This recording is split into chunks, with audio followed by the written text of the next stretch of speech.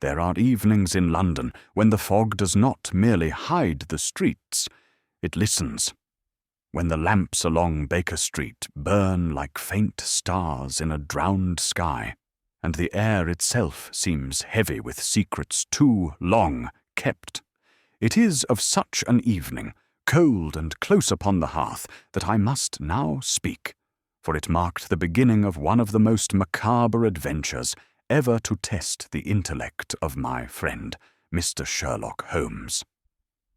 Among the many enigmas that passed beneath that razor mind, none left so strange and indelible a trace as the affair I have come to name the adventure of the man who burned his shadow, a case in which science was turned to sorcery, and a man's own outline upon the wall became both his signature and his doom.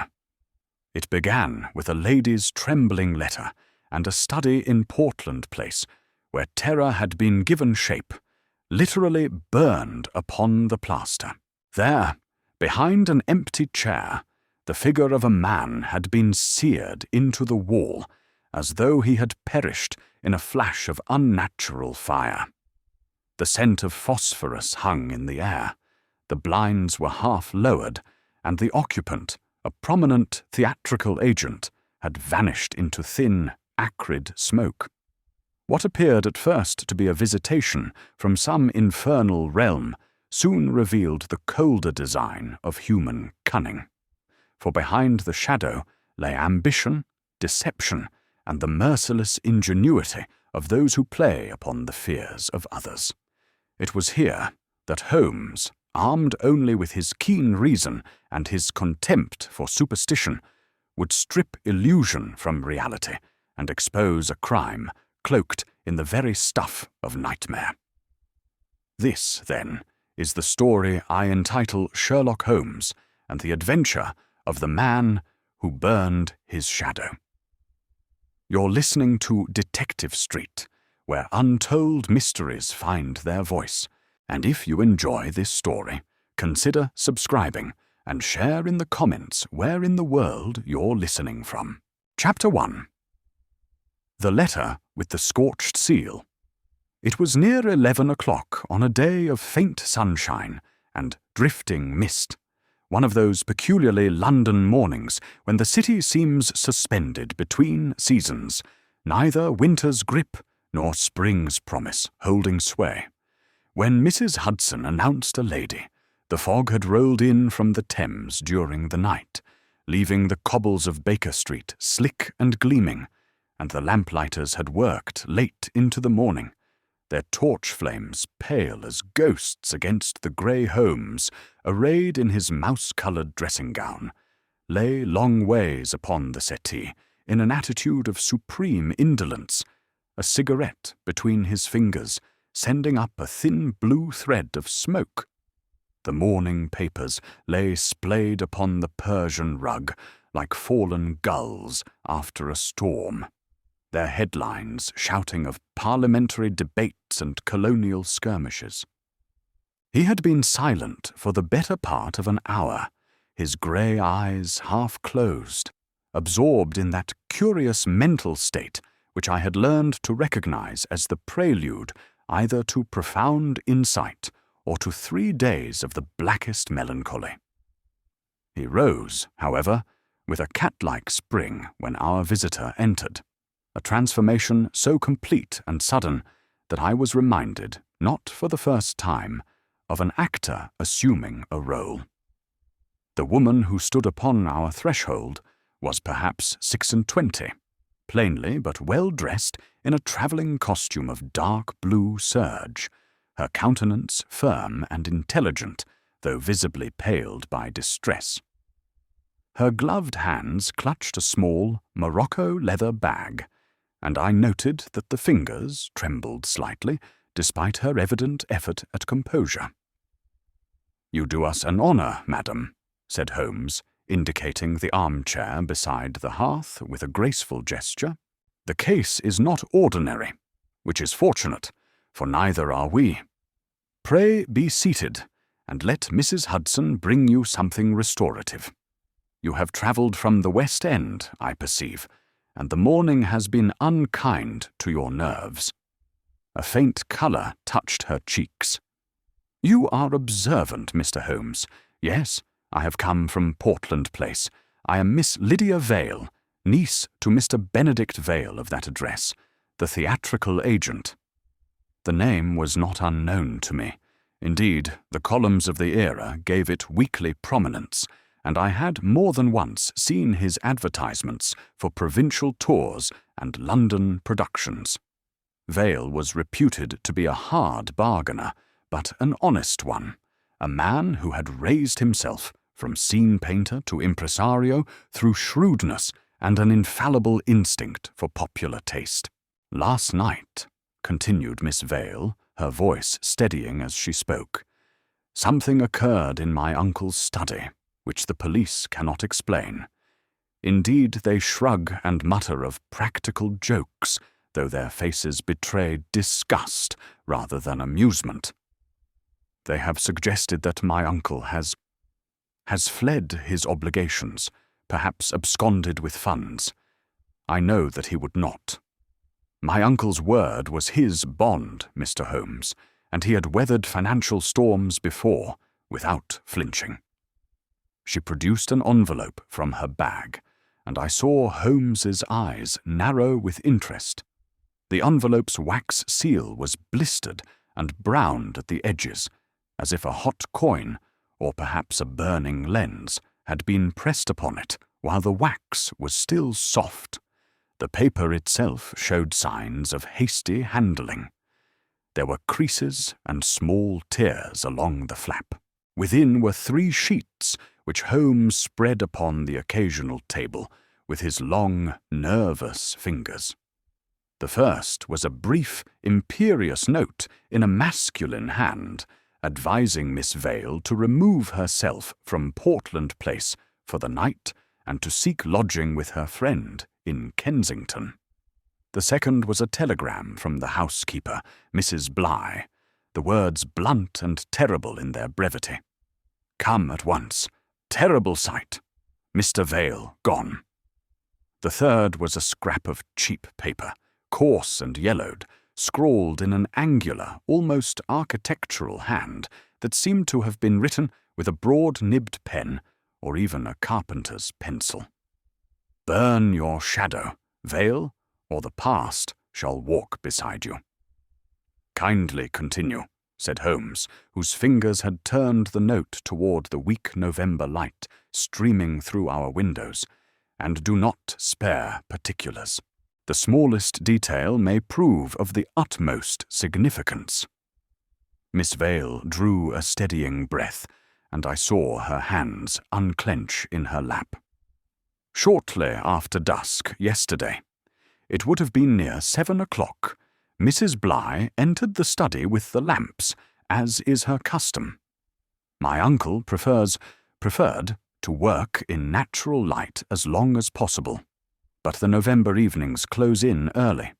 She found the wall behind my uncle's chair stained a dreadful brown-black colour, the shape, well, of a man, clear as a silhouette in profile. It was as if a human shadow had been burned into the very plaster.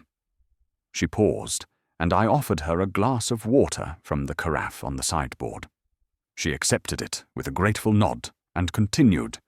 "The air in the study stank most abominably. A scent of spent fireworks, Mrs. Bligh said, and something like garlic. The rug beneath my uncle's desk was dusted white with some powdery substance.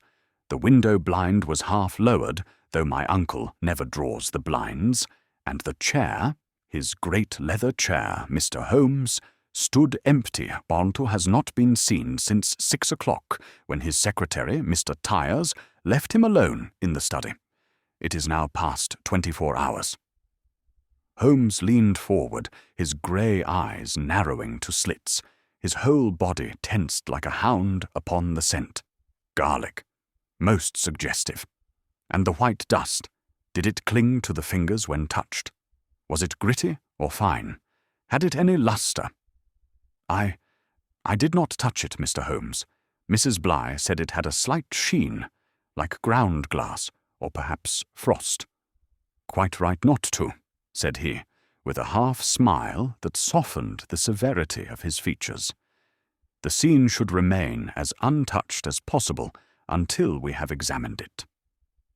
Doctor, Watson, your hat and stick, if you please.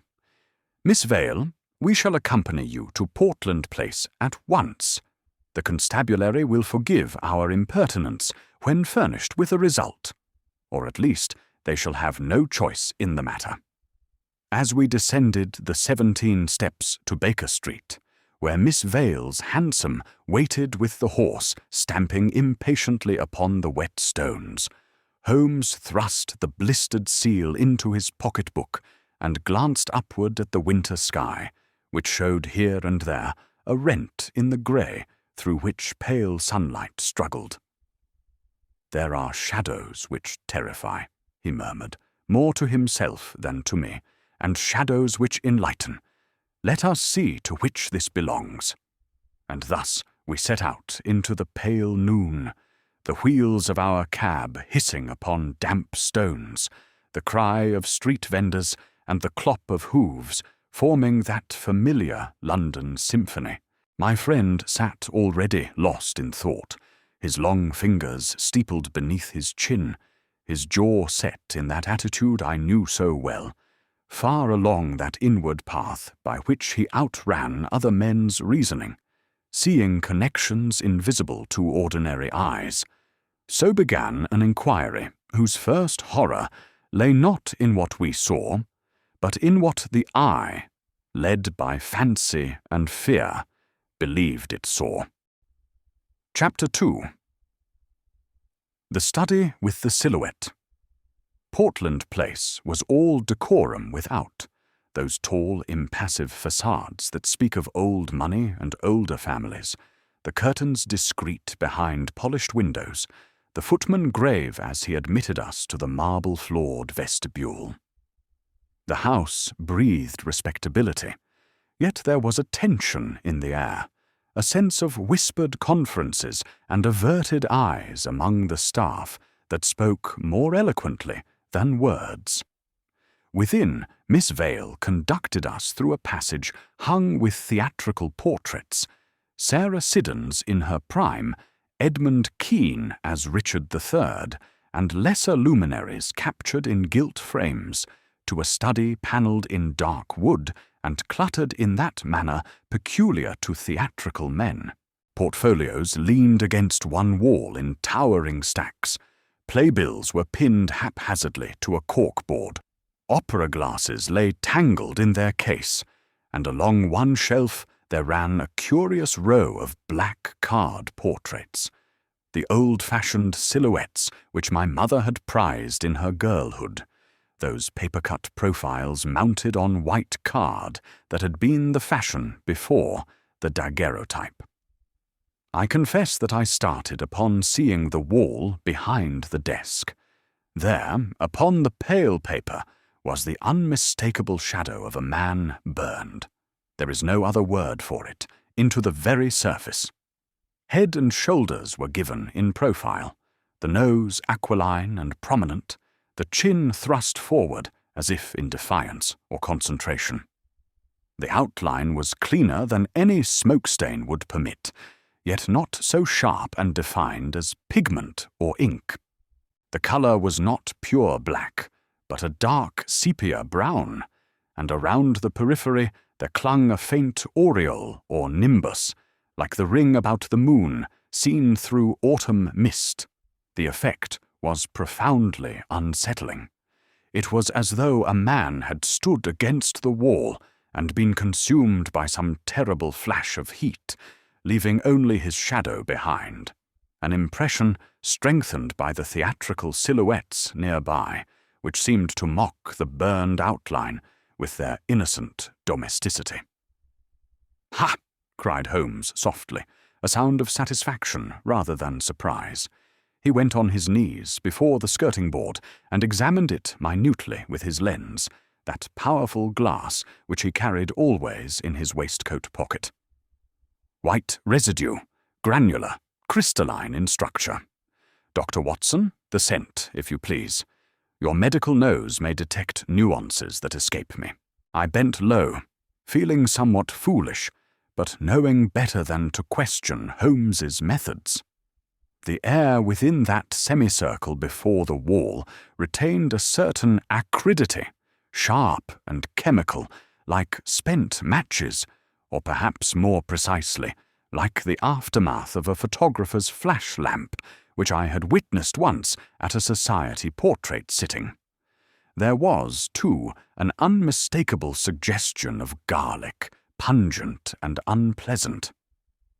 "Phosphorus," said Holmes with conviction, rising to his feet and dusting his knees, "and not a little of it. The white residue is likely magnesium oxide, the ash left when magnesium burns. Photographers use it for indoor portraiture when the light is insufficient." He moved then with that swift economy of gesture that characterized his investigations, wasting not a single motion. The hearthrug was pinched between finger and thumb, then held to the light. Fibers were examined, the backing inspected. The window blind's cord was sniffed delicately, like a wine taster assessing a vintage. The gas bracket upon the wall was touched. Then, with a sudden exclamation of triumph, unscrewed to reveal a mantle that had been replaced, but not properly seated. It wobbled loosely when Holmes's finger tested it. He produced his tape measure, that ingenious spring-loaded device he had commissioned from a Clerkenwell craftsman, and measured with precision the distance from the chair back to the wall. 3 feet and 7 inches precisely. Then he straightened, his eyes very bright, almost feverish with the intensity of his concentration. "Mrs. Bligh," he called, his voice penetrating. A stout, hard-worked woman appeared at the study door, wiping her hands upon her apron. Her face was red from recent tears, and perhaps from the perpetual heat of kitchen work. "Begging your pardon, sir, but I don't know as I can face that wall again." It fair turned my stomach, it did. "Compose yourself," said Holmes, not unkindly. "I need only facts, not sentiment. You entered at what hour?" 7 o'clock, sir. Not 5 minutes past. I'm always punctual with the lamps. Mr. Vale was particular about that." And the blind was thus, half lowered, as we see it now? "It were, sir, and most unusual. Mr. Vale liked his light, and the desk shut up tight, which weren't like him neither. He generally left his papers spread about. And Mr. Vale himself not there, and that thing upon the wall." Her voice caught. "I near dropped the lamp when I saw it, thought the devil himself had been in the room." Who had last seen Mr. Vale alive and well? "Mr. Alan Tyers, sir," his secretary, "at near 6 o'clock. They had words about an account, raised voices they was, though I didn't hear distinct. Something about bearer bonds for a lyceum tour. After that, I heard the study door shut, sharp-like. Mr. Tyers left the house soon after, going on for 6:30. He had his photographic case with him. He's always carrying that about, he is." "Mr. Tyers's direction?" "Holborn Way, sir. He keeps bachelor rooms off Bloomsbury, above a tobacconist's, I believe, on Museum Street."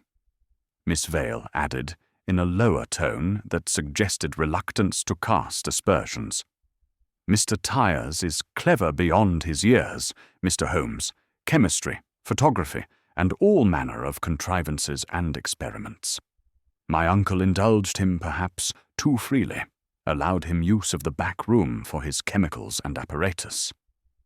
There is also Mr. Crispin Quarles, an actor of my uncle's stable, who has lately pressed him most insistently for advances on salary. My uncle spoke of him with exasperation only 2 days ago." Holmes's nostrils quivered, his unmistakable sign of inward amusement. An actor, a chemist, a fortune in bearer bonds, and a shadow burned into a wall. We are fortunate in our dramatis personae. It would make an excellent stage play, would it not? Come, Watson. He paused at the door, his eyes travelling once more over the wall of silhouettes, those innocent paper profiles, so reminiscent of a gentler age. Observe, Watson, Mr. Vale's taste runs naturally to shadows, to the capture of outlines and profiles. That preference, added to the present outrage, is not fortuitous. There is a symmetry here, a theatrical mind at work. Miss Vale, permit us to offend your dust with experiments later this evening, if the investigations warrants. For the present, we shall pay our respects to Mr. Alan Tyers. We left that room of eerie outline with some relief, though I confess that even upon the front steps, in the grey November daylight, I glanced involuntarily at my own figure cast upon the wet tiles, thinner and more attenuated in the pale light than I liked, and wondered at a malignity which could lay so human an impression upon dead plaster. There was labour ahead of us, I knew, and an atmosphere already of theatre and trick work, in which the true line of reasoning must be followed as carefully as a tight-rope walker places his foot upon the wire. Chapter 3. Of actors, apparitions, and ash, the journey to Bloomsbury carried us through the heart of London's afternoon bustle. Omnibuses rattled past, their advertisements for soap and spectacles bright against the grey day. Crossing sweepers plied their trade at every corner, and the smell of roasted chestnuts mingled with less pleasant odours from the gutters. Holmes sat silent in our hansom, his fingers drumming upon his knee. That unconscious gesture which betokened rapid mental activity. Museum Street gave us Mr. Alan Tyres's lodgings, neat in their way, bachelor modest and empty. We climbed narrow stairs, redolent of tobacco and old cooking, past rooms whose doors stood ajar, revealing the shabby gentility of the struggling clerk and the impoverished scholar. A landlady, with suspicious eyes, informed us that Mr. Tyers had not been seen since the previous evening. A neighbour, however, a sharp-eyed woman with ink-stained fingers, who proved to be a copyist for a legal firm, was more forthcoming. She had seen Mr. Tyers return at 7:30 the previous evening, burdened with a wooden case such as photographers carry, quite large and evidently heavy. He had paused on the landing to catch his breath, and she had offered assistance, which he had declined curtly. He had left again at 8 o'clock, or shortly thereafter, with the same case, and had seemed in considerable haste. "There's something odd about that young man," she confided, her voice dropping to a theatrical whisper. "All hours of the night he keeps, and smells of chemicals, something fierce. Twice I've smelled sulphur from under his door, and once there was a flash of light so bright I thought the building was afire." Holmes thanked her with grave courtesy and pressed a coin into her palm. "You are an excellent witness, madam. Precise and observant, qualities all too rare." At the Holborn end of Museum Street, Holmes led me to a shop whose window bore trays of glass plates, bottles of developing fluid, and tins labelled in several languages: magnesium flash, quicklime, silver nitrate. The interior was dim and smelled sharply of chemicals and varnish.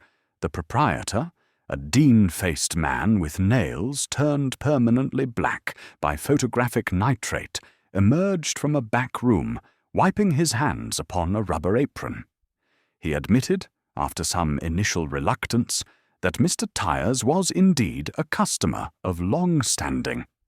"A very knowledgeable young gentleman," he said, with professional pride. Talks like a very Faraday, he does. Understands the chemistry, not just the mechanics.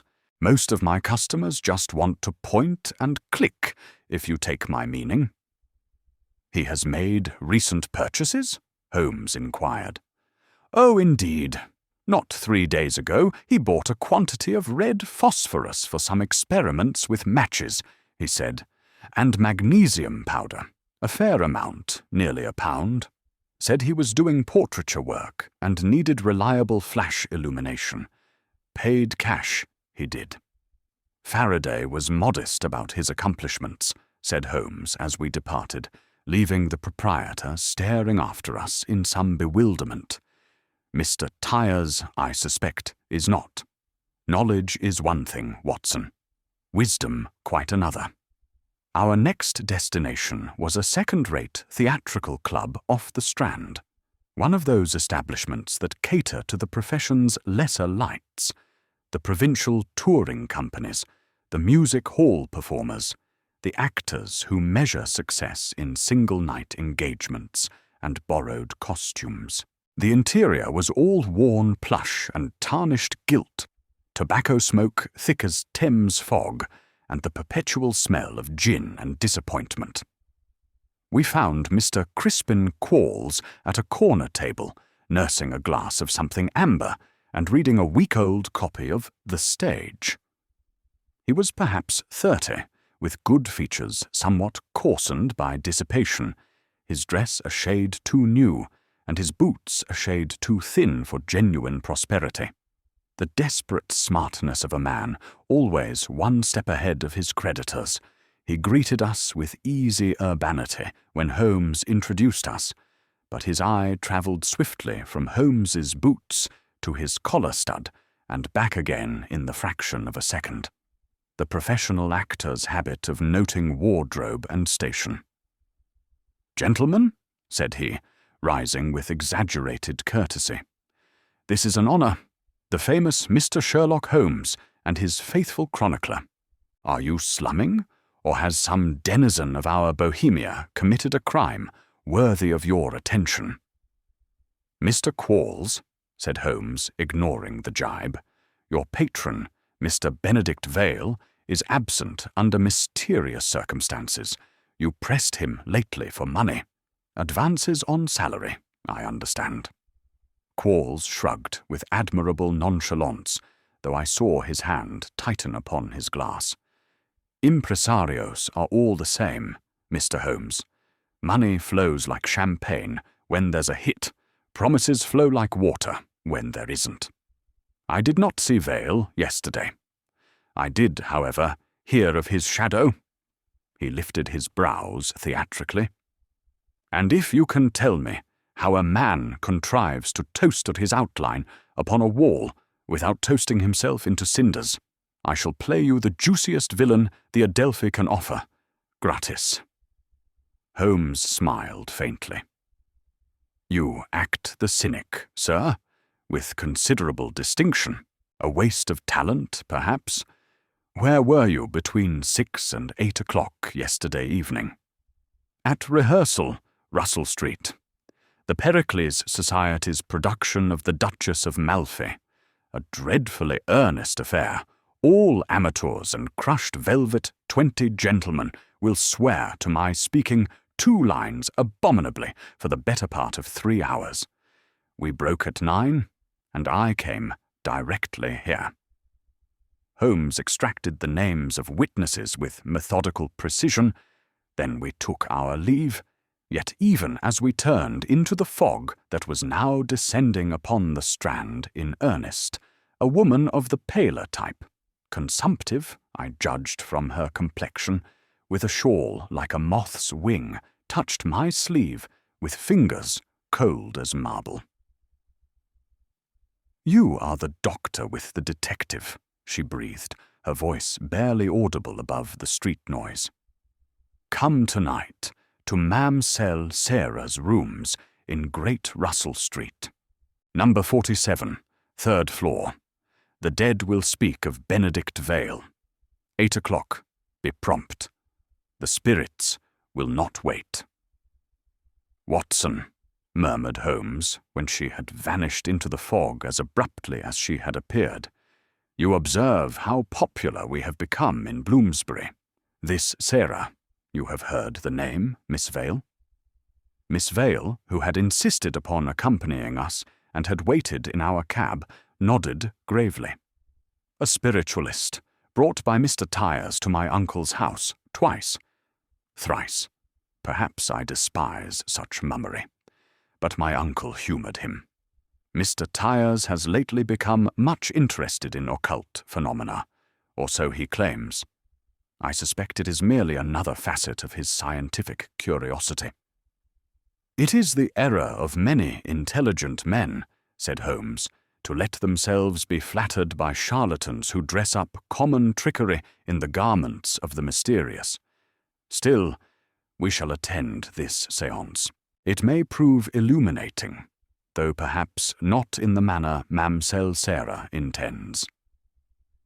We returned to Baker Street for a hasty dinner, Mrs. Hudson's excellent mutton chops and potatoes washed down with claret, and Holmes spent the interval before 8 o'clock in furious consultation with his commonplace books, those indexed volumes containing newspaper clippings and personal observations on every conceivable topic. "Tyers," he muttered, running his finger down a page. "Yes, here.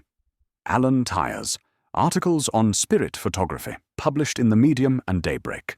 Exposures of fraudulent mediums in Liverpool. The man is no true believer, Watson. He is a student of deception. That is most suggestive." At 7:45 we set out once more, this time on foot, for the evening was merely damp rather than wet, and Holmes preferred to walk when cogitation was required. Great Russell Street was quiet, respectable, the British Museum looming at one end, like a Greek temple transported to the London fog. Number 47 proved to be a lodging-house of the better sort. We climbed to the 3rd floor and were admitted to a dim room, all draperies and stale fragrances. Sandalwood, I thought, and something sweeter, perhaps jasmine. The furniture was shrouded, and what little light there was came from a single gas jet, turned very low and shaded with red silk, Mamselle Sarah, tall, sallow, with eyes that swam in shadowed sockets, made a minor theatre of credulity and hope. There were perhaps a dozen attendees, mostly women of a certain age, dressed in mourning or half-mourning. They sat about a circular table, hands joined, while Mamselle Sarah intoned invocations in what I suspected was dog French. Tyers was not present, a significant absence, which Holmes noted with a slight nod in my direction. There were taps upon the table, rhythmic and hollow. There were faint phosphorescences in the gloom, cold bluish lights that seemed to drift like marsh fire. There was a whisper, like a draught through a keyhole. Benedict Vale is in darkness. Burn what was burned. The shadow knows. A woman screamed softly. I felt Holmes's hand pinch my arm lightly, a signal that he had found his confirmation. When the lamps were raised, Mamselle Sarah claimed exhaustion and could go no further. Holmes paid the woman generously and bowed as if to acknowledge a poor but earnest performance. In the street, he lit a cigarette and laughed quietly.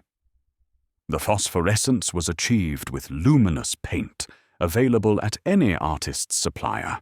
The tapping was her foot upon a board beneath the carpet. There was a distinct hollow sound. The whisper came from behind the drapery. I saw it move. Crude work, Watson, but effective for the credulous. What interests me is the message. Burn what was burned. Our shadow maker wishes to reinforce the supernatural explanation. That argues a continuing plan. On Baker Street the following morning, after a night of fitful sleep disturbed by dreams of shadows and flame, Holmes made his pronouncement over breakfast. He sat at the table amidst the wreckage of eggs and toast, his dressing gown spotted with cigarette ash, his long fingers steepled beneath his chin. "The thing is no more occult," said he, "than a photograph made without a proper negative. Consider, a wall can be given a light sensitive wash, silver salts are quite sufficient, a powerful flash is thrown, magnesium ignited in a pan. An object is interposed between the flash and the wall, casting a shadow. The wash darkens where light strikes it, remains pale where shadow falls. Reverse the usual logic of photography, and behold, you have an outline. It requires a certain knowledge of chemistry and considerable nerve, but nothing supernatural." "A kind of negative image," I suggested. "Precisely, Watson. The scent of phosphorus and the white residue of magnesium are signatures as clear as a written confession, the blind half lowered to control ambient light and throw shadow sharply, the gas mantle disturbed to provide a steady flame for ignition. But to what end? Why create such an apparition?" "To terrify," I suggested. "To misdirect," Holmes corrected, "and perhaps to purchase time. There is still the chief question. Where is Benedict Vale? Is he fled, as the police suggest? Murdered? Hiding? Until we answer that, we are merely playing with shadows ourselves." At that instant, the bell pealed with unusual violence, and Mrs. Hudson ushered in a constable, breathless and wide-eyed, who knew Holmes by repute from previous cases. "Beg pardon, Mr. Holmes, but you said to notify you of any developments. Portland Place again, sir. They've found, Lord help us, another." "Another shadow?" asked Holmes, already in motion, reaching for his coat. "Aye, sir. Only this time it's fresh made. Can't be more than an hour old and smaller, like a child, sir, or a man bent down." We were back at Portland Place within the hour, our cab rattling through streets now busy with morning traffic. In the lower passage of Vale's house, near the servants' entrance that gave onto the back garden, there was indeed a second outline upon the pale wall, smaller than the first, with the clear peak of a cap visible, as if the silhouette of a messenger boy bent to an errand or a servant stooping. The effect was, if anything, more disturbing than the first, for it suggested that at whatever malign force had struck once might strike again at will, like lightning choosing its victims. A trembling kitchen maid, barely 16 and clearly terrified, told us through sobs that she had gone down to the coal cellar for the morning fuel and returned to find the wall. So she had seen nothing, heard nothing, save perhaps a faint flash of light, which she had attributed to her imagination. Holmes examined the outline with minute attention, his lens moving slowly along the periphery. "Not so cleanly done," he murmured. "Haste is the enemy of art. See here, Watson. The flash was not positioned correctly. The shadow is blurred at the edges. And there is less ash. Either our artist is growing careless, or he works now under pressure." He turned to the courtyard, where a door gave upon a strip of garden. Neglected, winter bare, the flower beds turned to mud. His quick eye found something I should certainly have missed.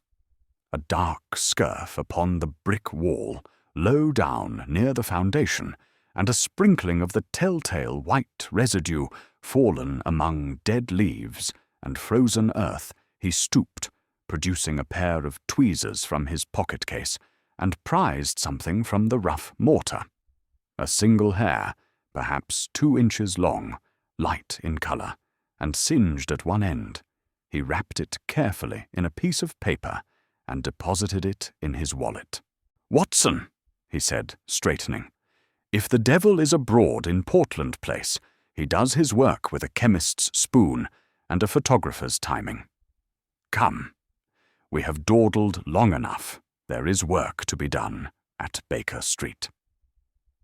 There is a moment in every investigation when the grotesque presses too closely upon the rational, when the mind threatens to accept the impossible rather than pursue the improbable.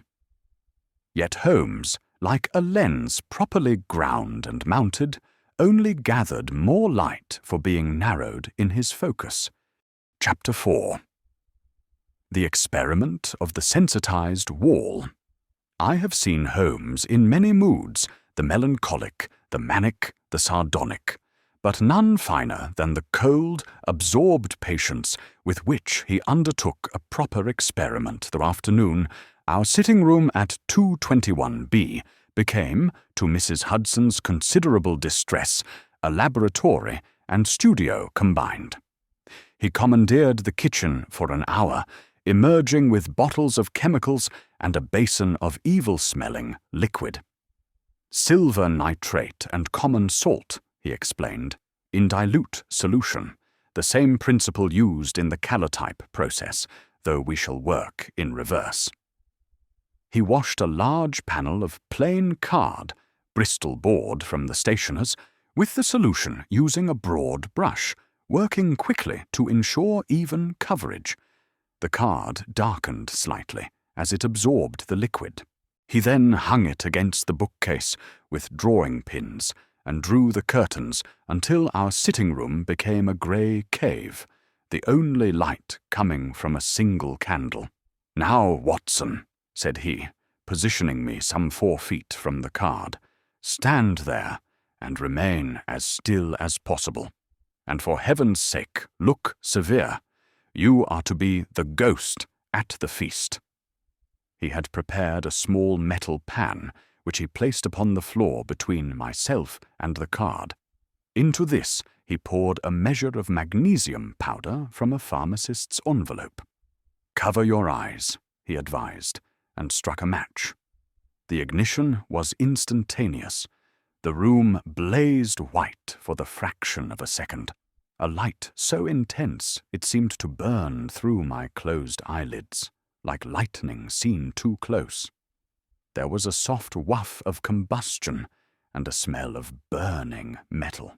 When my vision cleared, through a storm of dancing spots and after-images, I saw upon the card an oval paler than the rest, a ghost indeed, an echo of my head and shoulders, the outline clear, though the features blurred. The thing was uncanny in its immediacy, this shadow self created in an instant. "Silver nitrate," said Holmes cheerfully, examining his handiwork with satisfaction, "darkens when exposed to light, the basis of all photography. But we have reversed the process. Where your shadow fell, no light struck. Where light struck, the salt darkened. A negative image, as you so aptly suggested. Elegant in its simplicity." He pointed to the white residue upon the floor. "Magnesium oxide, the white ash we found at Portland Place. The smell of garlic. Phosphorus, which was likely smeared upon the flash pan to create a secondary glow, a theatrical touch to suggest hellfire. The blind was lowered to cut extraneous light and create a sharp shadow.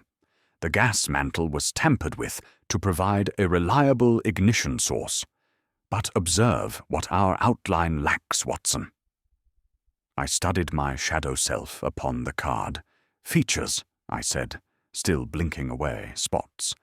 "One sees only the general shape, the oval of a head, the slope of shoulders. Nothing more."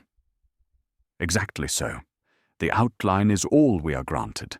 A silhouette, not a portrait who, then, would benefit from the world believing that a man had left his shadow behind him. One who wished to suggest that the man had perished in some unearthly way, vanished in a flash of supernatural flame.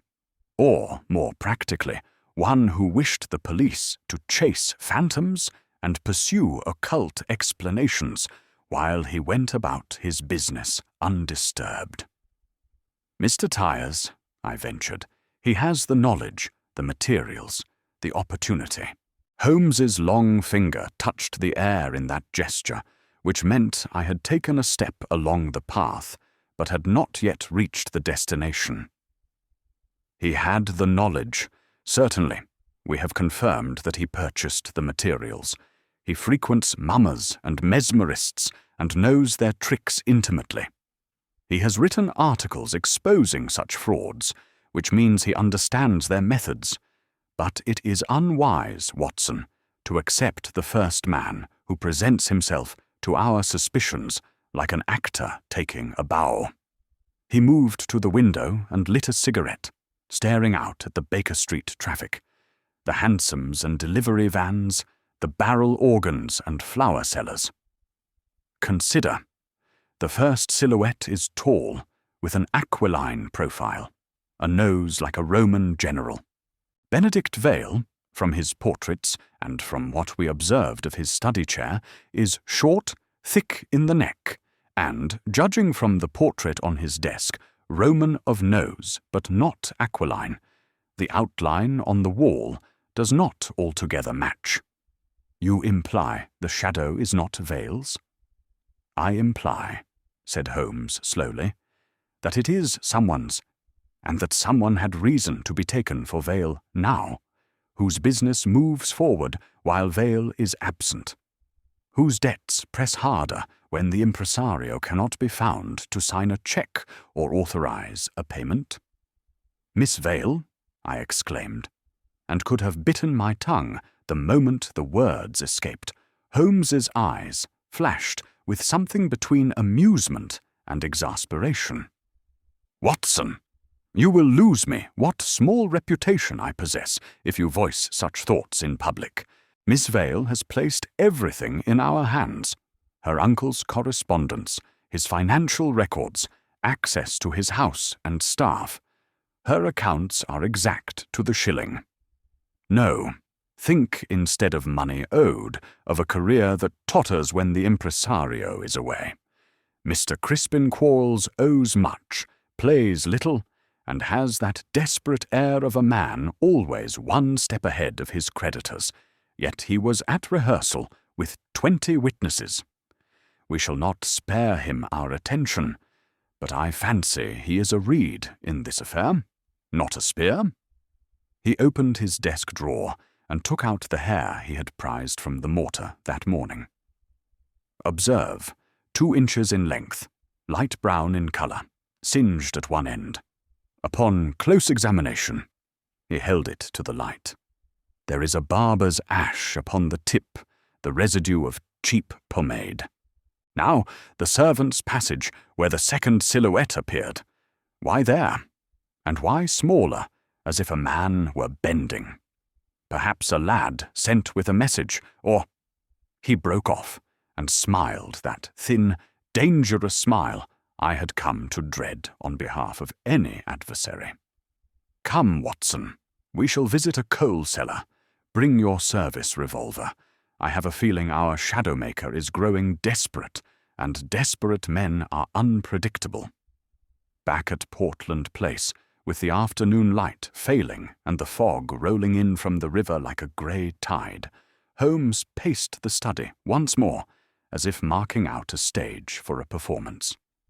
His eyes moved from the burned shadow on the wall to the window, from the desk to the door, calculating angles and distances. "Mrs. Bligh," he called, "forgive the indelicacy of my question. The house has a coal cellar, I presume, reached from the garden?" "Why, yes, sir. Through the outside door, down the steps. We take delivery Tuesdays." "And it was last filled?" "Monday week, sir. Should be near full still." Holmes took a bull's-eye lantern from the hall.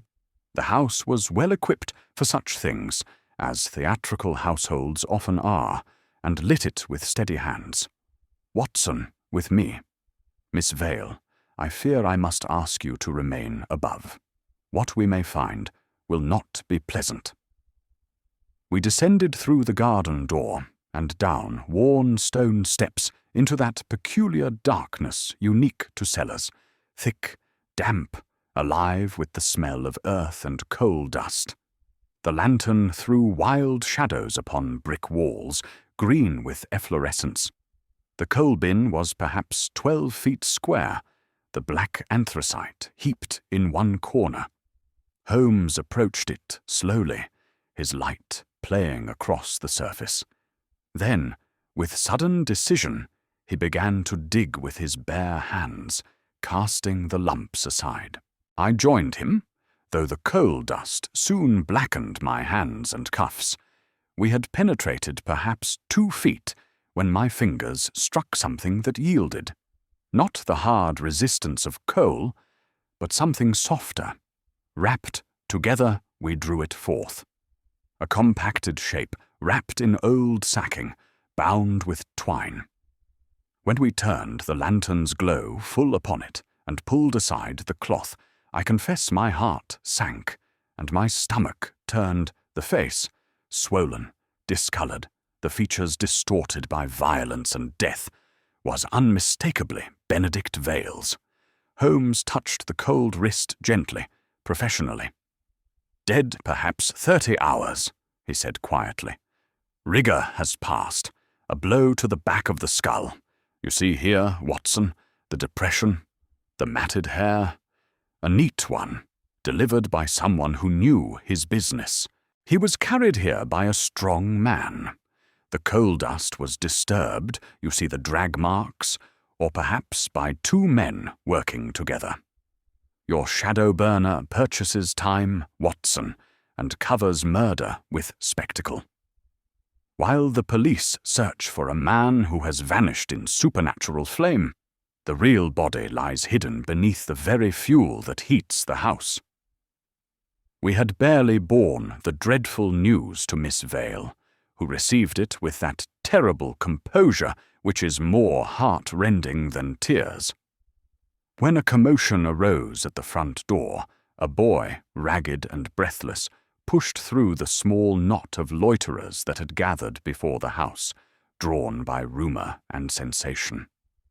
He thrust a folded paper into Holmes's hand and vanished into the fog before anyone could detain him. Upon the paper, in that hard, angular hand we had seen before, was scrawled, "Burn the 3rd, or the living will have none to follow. Tonight at 9. Come alone." Beneath was an address in Limehouse, down by the docks where the law's writ ran thin, and the fog rolled in from the river like a living thing. Holmes's face grew very still as he studied the note, holding it close to the hall lamp. "You perceive the hand, Watson. Similar to Mr. Tyres's angular style, yet not quite his. He has the curious kink in the R, which his specimens do not show, and the G is formed differently. Either he attempts to disguise his own hand, or there are 2 correspondents." He folded the note carefully. "We go to Limehouse, but we most certainly do not go alone, and we go prepared. This is an invitation to become the 3rd shadow, Watson, your outline upon a wall, a warning to me or a means of silencing the investigation. Our enemy has made his boldest move, and in boldness lies opportunity for error. At Scotland Yard, Holmes obtained the services of 2 reliable constables, plain-clothes men who knew their business, and we set out as dusk deepened into night. Limehouse was another London entirely. Narrow alleys rank with refuse, public houses that spilled drunken sailors into the street, the great ship's masts visible against the sky like a burned forest. The address proved to be an abandoned warehouse, its windows broken, its door hanging loose. We approached with caution, Holmes in the lead, with the lantern shuttered. The interior was vast and echoing, with tarry ropes coiled in corners and a smell of mouse droppings, rotting wood, and the river. In a cleared space upon the far wall, illuminated by our cautious light, we found what Holmes had expected. A small arrangement of photographic apparatus, a basin with brushes, a tripod holding a flash pan, bottles of chemicals upon the floor, chalk lines marked positions with geometric precision, and there, where a chair should stand, was a mark in white chalk, a clear, deliberate W. "The third shadow, my dear fellow, was meant to be yours," said Holmes quietly, his hand falling on my shoulder. "They knew I would bring you. Watson, the faithful chronicler, always at hand. Your outline burned into the wall, and then, perhaps, an accident in the darkness, a blow, a body in the river. No witnesses, and I would be alone." He pointed to the chalk mark. "A sardonic care has lettered it. Our enemy has a sense of theatre. I am not ashamed to confess that I shuddered and felt for the reassuring weight of my revolver in my pocket. 'Holmes,' I said, 'this is beyond chemical tricks. This is calculated murder.' 'Take heart,' said he, with a sudden warmth that was rare from him. 'You are too valuable to me to be sacrificed for a stage effect, and our enemy has made a critical error. He assumes we are fools enough to walk into his trap. Instead, we shall spring it upon him, constables. Positions. There, behind those crates. Watson, with me among the bales. And absolute silence, gentlemen. Our players will arrive shortly." We concealed ourselves in the darkness, the warehouse settling around us with creaks and whispers, the fog pressed against the broken windows, and from the river came the mournful sound of ships' bells and the cry of gulls. I checked my revolver and found my hand remarkably steady, despite the cold that seeped into my bones. An hour passed, an hour measured by my pocket watch, but seeming far longer, filled with small sounds magnified by darkness and tension. Then at last, a lantern's bob appeared at the warehouse entrance, shivering and swaying like a will-o'-the-wisp. 2 figures entered, moving with the confidence of men on familiar ground. They set about their apparatus with practiced efficiency, speaking in low voices that carried in the empty space. The tall man took the chair and turned his head to profile. A noble outline, almost classical. The other, slighter figure, measured distances with a tape, adjusted the flash pan upon its tripod, and poured powder with careful precision. "Now!" breathed Holmes, and sprang from concealment like a cat. There was a cry, a reflexive trigger pull. The flash went off with a sound like thunder, blazing white and terrible in the confined space. For an instant, we were all frozen in that merciless light, like figures in a tableau. Shadows thrown huge and distorted upon the walls. Then came darkness again, and a choking cloud of white smoke. I had one man on the boards, my weight upon his back, his arms pinned. Holmes had secured the other by the collar, holding him with that wiry strength that always surprised those who underestimated his lean frame. The constables emerged with their bull's-eye lanterns, and in that light I saw my captive's face clearly for the first time. Mr. Crispin Quarles, his features contorted with rage and fear, cursing with the fluency of his profession. Holmes's captive stared at us with shocked intelligence and the beginning of calculation. Mr. Alan Tyers, pale and streaked with white ash, his eyes already measuring whether denial would answer or whether confession might purchase mercy. "It is over," said Holmes, quieter than ever, his voice carrying absolute conviction. "For the sake of your necks, gentlemen, I would advise you to play no further scenes. The farce has run its course." That night, as we left the warehouse in the custody of the police, quarrels raging, Tyers silent and withdrawn. The fog had closed upon the river, until the world seemed reduced to a circle of lamplight, isolated and strange. But for the first time in days, there was a faint line of light upon the eastern horizon, as if some screen of murk had thinned. The end was in sight, and with it, explanation. Chapter 5. The Gathering of Shadows. We made our last scene, appropriately, in the very room that had opened the drama.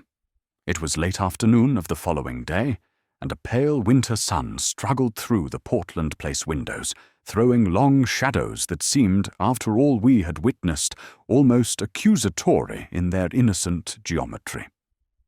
Miss Vale, pale but self-possessed, sat rigid upon the settee, her hands folded in her lap, with that terrible composure of grief that has passed beyond tears.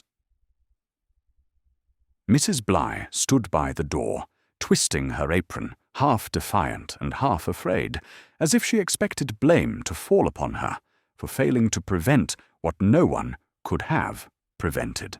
Inspector Lestrade of Scotland Yard occupied the desk chair, his sharp face expectant. He had learned over the years to trust Holmes's theatrics when they led to results. Quarles, bruised and sullen, leaned by the mantel under the watchful eye of a constable. The fight had gone out of him. His actor's mask had cracked to reveal the desperate, frightened man beneath Tyers, flanked by 2 officers, kept his eyes upon the floor, his scientific detachment finally shattered.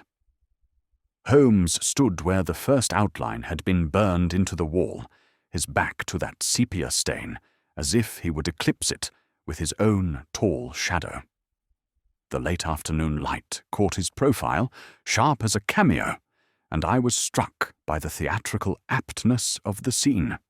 Holmes, the director, arranging his final revelation.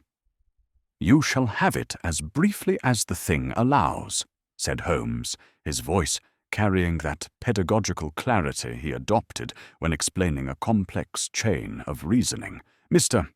Benedict Vale was murdered upon this floor between 6 o'clock and 7 o'clock on the evening before last.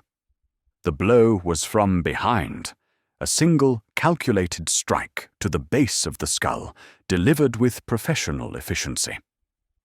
Mr. Quarles's strength and right-handedness agree perfectly with the angle of the wound, and there is a peculiar ash from his cheap pomade. I have verified the brand with his barber, wedged in the crack of the floorboard by the hearth, precisely where the killer would have stood." He paused, and I saw Quarles flinch as if struck. But Quarles did not devise the curtain under which the murder was done, nor the spectacle that was meant to misdirect investigation. That mind, gentlemen, that elegant and theatrical mind, belonged to Mr. Alan Tyers. Tyers lifted his head, his face a mask of wounded pride. I created an effect, nothing more, an experiment in light and chemistry. I did not. You will have your say, Holmes interrupted, his voice sharp as a blade. Pray do not insult our intelligence with denials. You mixed a simple, light-sensitive wash, silver nitrate and common salt in solution, the basis of the calotype process, and applied it to this wall when you were left alone in this study, under some pretext. Your knowledge of photography and chemistry is extensive. You have published articles on spirit photography and the exposure of fraudulent mediums. You knew exactly what you were doing. You lowered the blind to cut sidelight and create the proper conditions for a sharp shadow. You interfered with the gas mantle. Observe, Inspector, the scratches upon the fixture where it was loosened and replaced.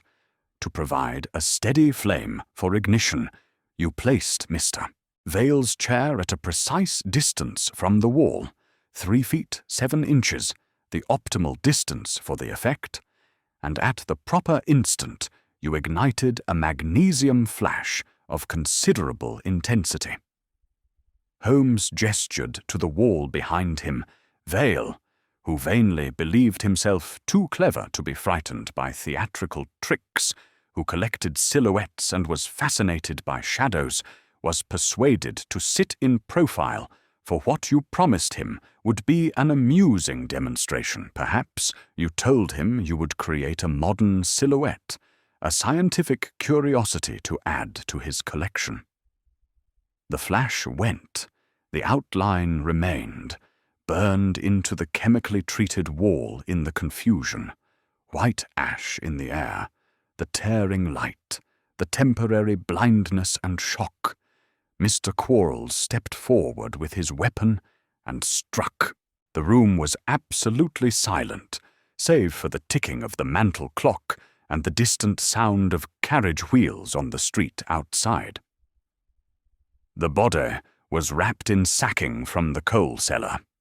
Note the coal dust upon Quarles's coat cuffs, which no amount of brushing has quite removed, and carried below while the household was at dinner. You, Tyres, remained to arrange the scene. The desk closed, papers removed, the room made to look as if Vale had simply vanished. The burned shadow upon the wall was meant to suggest something supernatural, inexplicable.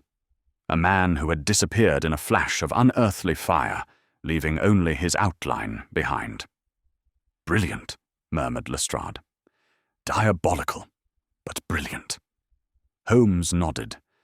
The anonymous note, with its cryptic warning, "Burn your shadow, Vale, or the past shall walk beside you," was designed to suggest some dark history, some occult revenge.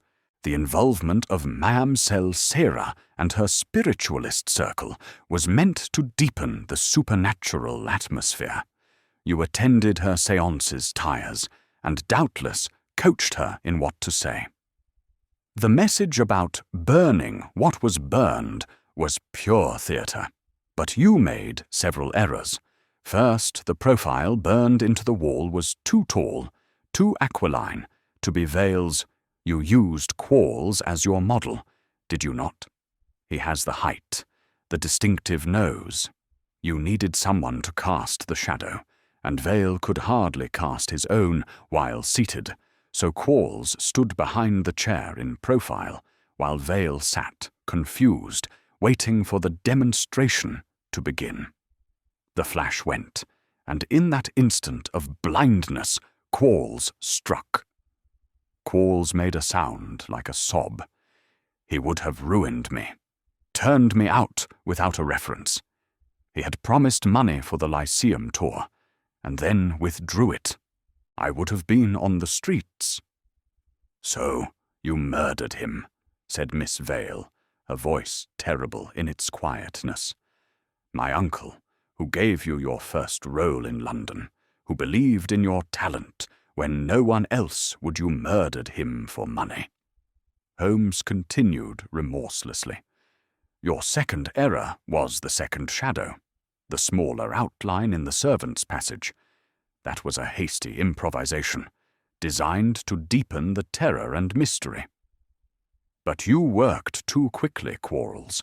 You bent too close to the wall when positioning yourself or when fleeing, and you left a strand of your hair, singed with your distinctive pomade, wedged in the mortar. The outline was poorly executed, blurred edges, insufficient ash. The art, as I said when I first saw it, degrades itself when forced. Your third and final error was the attempt in Limehouse, the invitation to create a third shadow, with Dr.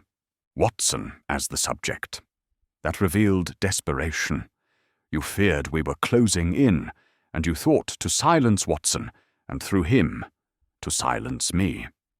But you showed your hand too clearly. The chalk mark with Watson's initial, the apparatus already prepared.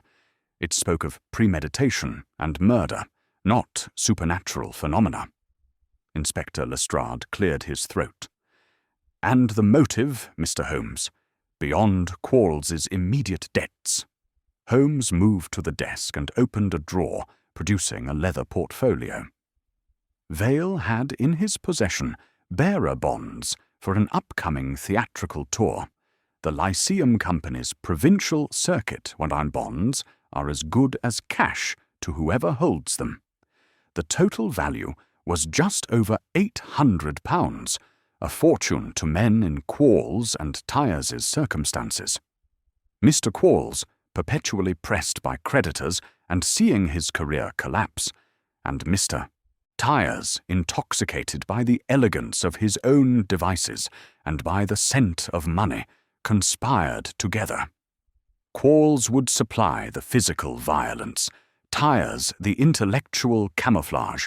Together they would produce the shadow of a death so monstrous and inexplicable that the police would busy themselves with tales of the supernatural and occult revenge, while they removed the body at leisure, located the bonds, and arranged their escape.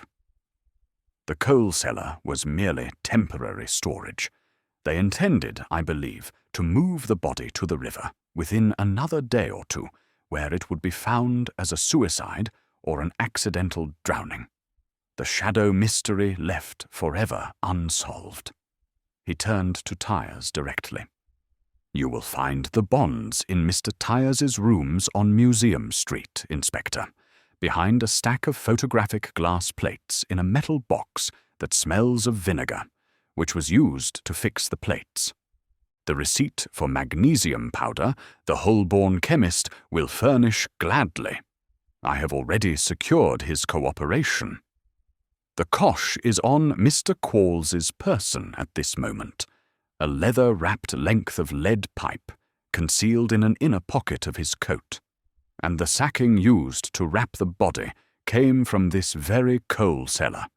Examination will show coal dust in its fibres that matches the anthracite stored here, and tar from Quarles's theatrical work at the Adelphi.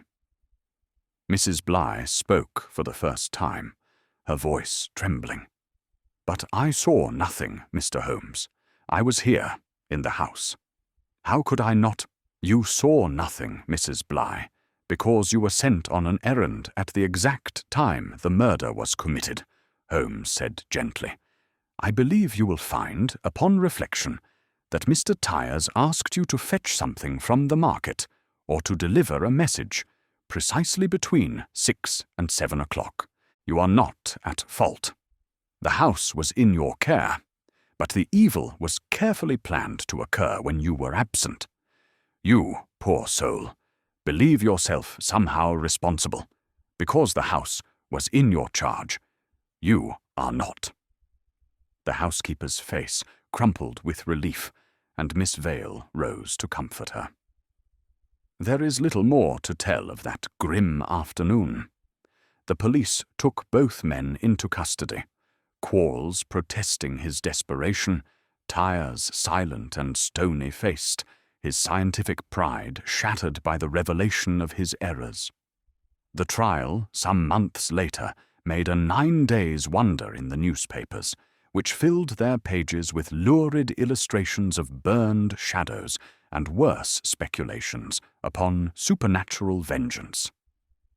The prosecuting counsel made much of the theatrical nature of the crime, the cold calculation behind the spectacular facade.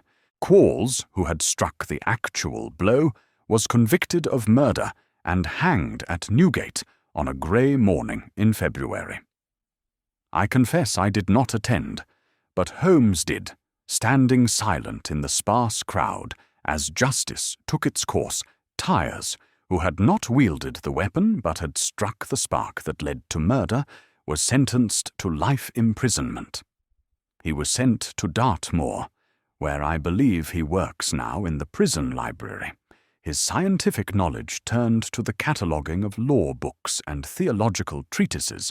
Benedict Vale was buried with all proper respect at Highgate Cemetery, his grave marked by a simple stone that made no mention of the manner of his death.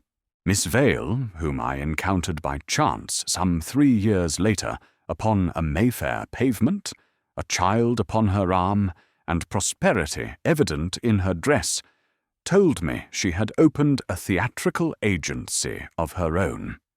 A quieter, more honest concern than her uncle's had been. She had set his collection of silhouettes in a parlour of her house, she said, where they cast their innocent shadows in the afternoon light, harmless and even charming now that the terrible echo of that burned outline had faded with time. That night, by our fire at Baker Street, with London settling into its evening rhythms outside our windows, the clatter of hansoms, the cry of the evening paper boys, the gradual lighting of the gas lamps that turned the fog to gold, I turned to Holmes, who sat with his long legs outstretched and his pipe sending pale spirals to the ceiling. "There is an ugliness," said I, pouring us each a glass of the whisky that stood on the sideboard, "in a crime that plays upon the mind and the imagination. The supernatural element, the burned shadow, it was designed to paralyze thought, to replace reason with superstition." Holmes accepted the glass and held it to the firelight, watching the amber liquid glow. "There is ugliness," he returned quietly, "in any man who treats his fellows as mere properties in a conjuring trick, as marks for deception. Tyers was a clever man, perhaps even a brilliant one in his way. His understanding of chemistry and optics was considerable, yet he used that knowledge not to enlighten, but to obscure, not to reveal truth, but to create falsehood. That is the greatest crime of the intellectual. Watson, the betrayal of reason itself." He drew upon his pipe, and the coal glowed red in the darkening room. "But you observed, I hope, how the trick ultimately betrayed its performer. The chemical upon the paper that should not have been there. The fine white ash that spoke of magnesium rather than hellfire. The hair with its distinctive pomade. The frightened haste of the second attempt, which revealed the artist's declining standards. The truth, my dear fellow, is like light. However the rogue smokes the room, however he draws the blinds and creates his artificial darkness, truth will find a pinhole and come streaming through." I raised my glass. "To light, then, and to truth." "To light," Holmes agreed, and we drank in companionable silence. Outside, the fog pressed against our windows, and somewhere in the London night a clock struck 9. But here, in our sitting room, with its familiar clutter of books and chemical apparatus, its tobacco smoke and firelight, all was order and clarity. The shadow had been explained, the mystery illuminated, and justice, that imperfect but necessary human institution, had been served. And so ended the adventure of the man who burned his shadow, one of those affairs whose monstrous and supernatural aspect yielded, under Holmes's patient and rational analysis, to order and daylight. I confess I glanced that week, and for some weeks thereafter, more than once at my own shadow upon the pavement as I walked, and felt uncommonly grateful for its simple honesty, for the way it followed me faithfully, without mystery or malice, a silent companion, cast by the good, honest light of the London sun. For in the end, I reflected, that is what shadows truly are. Not omens or portents, not supernatural impressions or occult signatures, but merely the absence of light, as harmless and natural as breath itself. It is only when men use them for deception, when they burn false shadows into walls and weave dark fantasies around them, that shadows become terrible. And it is then that reason must shine its clear light, revealing the trick for what it is, not magic, but mechanism, not the supernatural, but the all-too-human capacity for calculation and cruelty. Holmes, I knew, had already moved on in his restless mind to other problems, other puzzles, but I, chronicler and friend, would remember this case always. Remember the burned outline on the wall, the white ash upon the floor, the moment in that Limehouse warehouse when I saw my initial chalked upon the boards and understood how close the shadow had come to being mine. Yet we had prevailed, as we so often did. Holmes with his reason, I with my revolver, and between us that partnership which had faced down so many threats and solved so many mysteries. The shadows had been gathered, their secrets revealed, and we had returned once more to the light.